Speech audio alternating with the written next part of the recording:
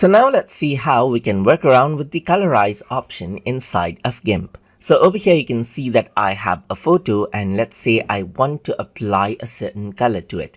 In that case, I can go around onto the colors menu right here, and then I can go around over here onto Colorize, as you can see, just like this.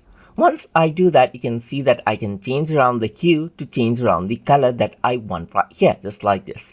I can change around the saturation of the color to make it more let's say, for example, let's say stronger, or I can make it weak and make it black and white as well. I can add in the lightness to it to make it more brighter or make it darker as well. So this is the color that you have, and you can also go around and select it out from the color selector over here, just like this. Once you go around and select out the color and press OK, then this is what you have. Apart from that, you can work around with the blending mode right here for the color that you have right here. Like you can go for lighten only, as you can see right here. You can also go around and go for multiply right here, and then change around with the opacity, as you can see right here. You can disable and enable the preview, and even see the split view right here to see this and this, as you can see right here, the before and after.